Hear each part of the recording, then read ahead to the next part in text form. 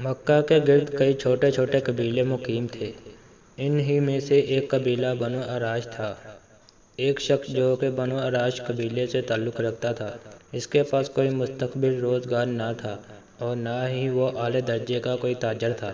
تاہم اس دور میں کیونکہ تاجر کا پیشہ خاصا اہم ہوا کرتا تھا، لہٰذا اس نے بھی ویسا ہی کیا۔ وہ اپنے پاس موجود رقم کے مطابق اپنے قبیلے سے مویشی خریدتا۔ مکہ چونکہ بڑے بڑے سردار وہاں موجود تھے تو انہیں لا کر بیچ دیا کرتا تھا۔ یہ کام اس کا معمول بن چکا تھا۔ وہ اکثر جانور مکہ کے بازاروں میں لا کر بیچتا۔ کسی بدبخت اسے یہ بھی کہہ رکھا تھا کہ نعوذ باللہ یہاں ایک جادوگر ہے، بس تم اس کے بہکاووں سے بچ کر رہنا۔ اس نے نبوت کا دعویٰ کیا ہوا ہے۔ اب اس تاجر کے لیے یہ جگہ نہیں تھی، اس لیے اس نے اس بتانے والے شخص کا یقین کر لیا اور مزید کوئی سوال نہ کیا۔ ایک دن وہ تاجر اپنے ہمراہ 2 بہترین اونٹ فروخت کرنے کے لیے لایا، لیکن اس کی بدقسمتی کہ اس دن اس سے اونٹ ابو جہل خرید لیے، اور جب قیمت ادا کرنے کی باری آئی تو وہ کہنے لگا، کل میرے گھر آ کر پیسے وصول کر لینا۔ تاجر نے کہا، میں آپ کا گھر کہاں تلاش کروں گا؟ ابو جہل نے اسے اپنے گھر کا راستہ سمجھا دیا۔ خیر وہ بیچارہ مرتا کیا نہ کرتا۔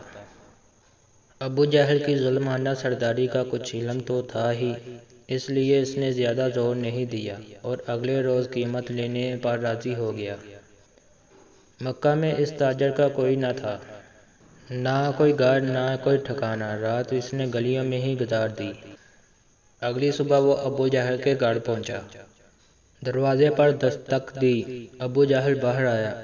اسے دیکھ کر اس شخص نے اپنی قیمت کا تقاضا کیا تو کہنے لگا، ابھی میرے پاس پیسے نہیں ہیں، تم کل آ جانا۔ وہ تاجر بہت مایوس ہو کر آ گیا۔ اگلے روز بھی ایسا ہی ہوا۔ اسی طرح 3 دن گزر گئے۔ چوتھے روز وہ ابو جہل کے دروازے پر گیا اور بات کو ذرا زور دے کر کہا، جناب میں 3 دن سے بھوکا ہوں اور گلیوں میں راتیں بسر کر رہا ہوں۔ میں یہاں پر بیگانہ ہوں، میرا یہاں اپنا کوئی نہیں ہے، میرے پاس واپسی کا کوئی ذریعہ بھی نہیں ہے، مہربانی فرمائیں اور میرے جانور کی قیمت دے دیں۔ ابو جہل جو تھا ہی بے ایمان، دل کی بات زبان پر لے آیا، کہنے لگا، چل دفع ہو جا یہاں سے، میں تمہیں تمہارے پیسے نہیں دوں گا۔ وہ تاجر تو جیسے حواس باختہ ہو گیا۔ 3 دن کے مسلسل انتظار اور بھوک پیٹ کے ساتھ اس کی محنت کے پیسے کی ادائیگی سے اس کو کوڑا جواب مل گیا۔ اس کی سمجھ میں نہیں آ رہا تھا کہ میں کیا کروں۔ آس پاس کے لوگوں سے پوچھنے لگا، کوئی مجھے بتا دو کہ مکہ کے سردار کہاں ملیں گے تاکہ میں ان سے شکایت کروں، شاید وہ میری مدد کریں۔ اسے بتایا گیا کہ خانہ کعبہ میں چلے جاؤ، مکہ کے سردار وہاں پر موجود ہوں گے۔ وہ پوچھتا پوچھتا خانہ کعبہ کے پاس آ گیا۔ وہ تاجر کہتا ہے کہ میں حرم شریف میں داخل ہوا تو دیکھا کہ ایک ٹولی میں ابو سفیان، عتبہ، شیبہ اور دیگر سردار بیٹھے ہیں۔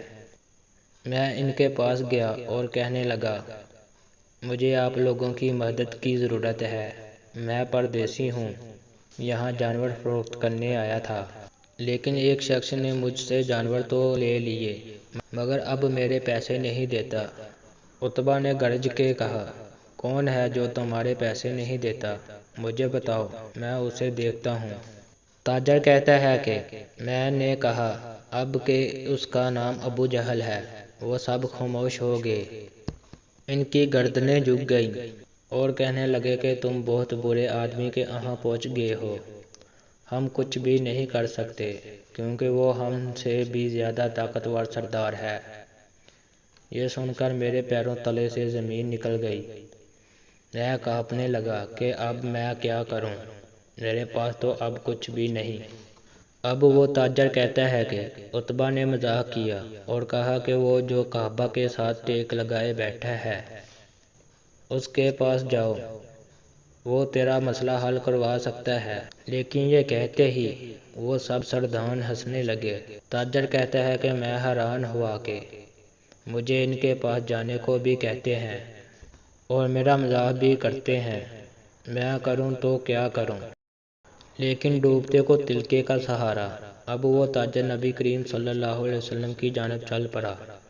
وہ آپ کو نہیں جانتا تھا، لہٰذا اس لیے آپ کو وظائف پڑھتے دیکھا تو ایک طرف بیٹھ گیا، یہ سوچ کر کہ جب آپ فارغ ہوں گے تو وہ عرض کرے گا، مگر سبحان اللہ، مصطفیٰ صلی اللہ علیہ وسلم کے جیسے ہی وہ آدمی پیچھے آ کر بیٹھا، آپ نے اپنا رخ اس کی طرف پلٹ لیا اور صرف دو باتیں کہیں۔ فرمایا، پردیسی لگتے ہو اور پریشان معلوم ہوتے ہو۔ وہ تاجر کہتا ہے کہ مجھے ایسا لگا کہ جیسے مجھے میری بچھڑی ماں مل گئی ہو۔ ان کی شفقت اور پیار دیکھ کر میری آنکھوں سے آنسوؤں کی لڑیاں بہہ نکلی۔ جیسے ہی میری آنکھوں سے آنسو نکلے، نبی پاک صلی اللہ علیہ وسلم نے نہ میرا نام پوچھا اور نہ ہی کام، بلکہ میرے کندھے پر تھپکی دی اور فرمایا، فکر نہ کر، تو جیسا کہے گا تیرا کام ہو جائے گا۔ حضور صلی اللہ علیہ وسلم نے میرا بازو تھاما اور مجھے گھر لے آئے، ایک ٹوٹی چٹائی پر مجھے بٹھا دیا اور میرے لیے اپنے مبارک ہاتھوں سے ایک پیالے میں کھجور اور دودھ پیش کیا۔ میں 3 دن کا بھوکا تھا۔ میں نے پیٹ بھر کر کھانا کھایا۔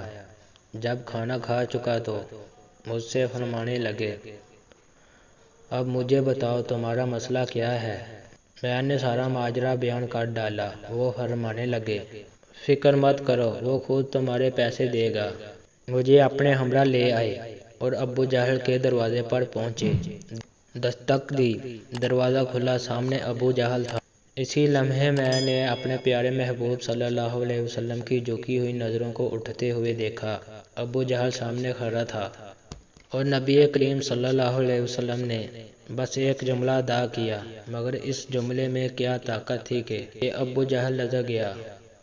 حضور نے فرمایا، ابو جہل، تیرا کیا خیال ہے کہ پیسے دبانے والے اور لوگوں کو ستانے والے بڑے سردار ہوتے ہیں؟ غریبوں کا خون چوس کر سردار بنے گا؟ لاؤ جلدی اس کے پیسے لوٹاؤ۔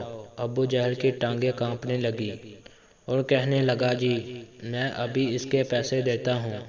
اس کے اونٹ کی قیمت ابو جہل نے ادا کی اور یہ واقعہ اس تاجر کا نبی کریم صلی اللہ علیہ وسلم سے ملاقات کا سبب بنا، جس کو کہ نبی کریم صلی اللہ علیہ وسلم کے بارے میں غلط بیانی کر کے بد ظن کر دیا گیا تھا۔ تاجر کو اس کے پیسے مل گئے۔ جب وہ جانے لگا تو اس نے پوچھا، اے مہربان انسان، آپ کون ہیں اور آپ کا نام کیا ہے؟ نبی کریم صلی اللہ علیہ وسلم نے فرمایا، چھوڑو جناب، آپ کا کام ہو گیا، آپ جائیں۔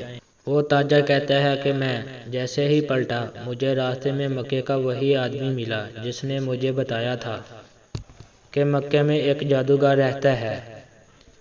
اس نے میرا ہاتھ پکڑا اور کہا، ارے بھائی، تم اس جادوگر کے پاس کیسے پھنس گئے؟ یہ تو وہی جادوگر ہے جو اپنے آپ کو نبی مانتا ہے۔ تاجر کہتا ہے کہ میں نے اس آدمی کا ہاتھ جھٹکا کر کہا، ارے بدبخت، میں نے دنیا دیکھی ہے مگر میں نے آج تک ان جیسا نہیں دیکھا۔ اس کے بعد تاجر پلٹ کر حبیب صلی اللہ علیہ وسلم کے پیچھے جاتا ہے، ان کے پاؤں کے ساتھ لپٹ جاتا ہے اور کہتا ہے، میں اقرار کرتا ہوں کہ آپ اللہ کے سچے رسول اور نبی ہیں، مجھے بھی اپنے دین میں شامل کر لیجئے۔ اس طرح نبی پاک صلی اللہ علیہ وسلم اس کو کلمہ پڑھاتے ہیں اور وہ مسلمان ہو جاتا ہے۔ اس واقعہ میں ہم سب کے لیے بہت بڑا سبق ہے۔